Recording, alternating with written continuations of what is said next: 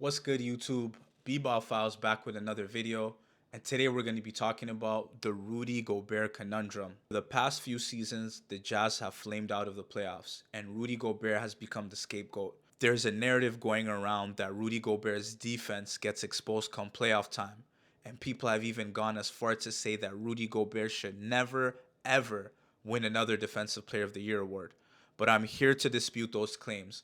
I don't think Rudy Gobert's defense is the problem for the Jazz here. I'm going to go over some clips to see what the real problem is for the Utah Jazz and how they can potentially solve this Rudy Gobert conundrum. So let's take a look at this first clip from Game 2 of the Mavericks series. Here, Jalen Brunson's going to beat Daniel House, get into open space, and Rudy Gobert has to go back to help him out.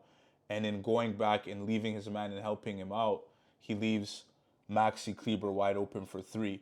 So here's the next clip. Spencer Dinwiddie's going to get by Donovan Mitchell way too easily. Gobert has to drop in to help. He leaves Kleber open again, and it leads to a wide open three. Why? Because Mitchell can't guard his man. Third clip here. The Mavs are playing simple drive and kick basketball. Brunson gets by Mitchell easily. Gobert has to drop in to help, and it leaves Finney Smith open for three. Now let's go back to last year's Game 6 versus the Clippers. Same thing again. Paul George penetrates. Gobert has to go in and help. His man is left open, wide open in the corner. On this play here, Reggie Jackson just bullies Mike Conley, gets to a spot. Gobert has to tuck in and help, and Terrence Mann is wide open for another three. This entire game, Terrence Mann was getting practice shots. Again, Reggie Jackson blows by the perimeter defense of the Jazz. Gobert has to help Terrence Mann, wide open three-pointer. This next clip is from Game 6. This just goes to show that it's not like Rudy Gobert is getting exposed on switches. Here he is guarding Luka Doncic. Does a great job defensively. Doncic just knocks in a tough shot. Again, on this clip here, Gobert is switched onto Doncic. I personally think he does a decent job on Doncic here, but Bogdanovic tucks in to help where I feel like he doesn't need to be. He's over helping, and Luka finds the open man in the corner. Just take a look at that again. Let's run that back. So here you can see right there in the paint, Bogdanovic is over helping. Luka's not even past Gobert yet. He's not beat. Gobert is still with him. Bogdanovic over helps and leaves Brunson wide open for three. Again, this clip here, another Doncic Gobert switch. Gobert does a great job on one of the best perimeter threats in the game, forces him to take a tough shot. Gobert here is showing that he's not a liability getting exposed on a switch. He's able to do a solid enough job on Luka Doncic. I just showed you 3 clips.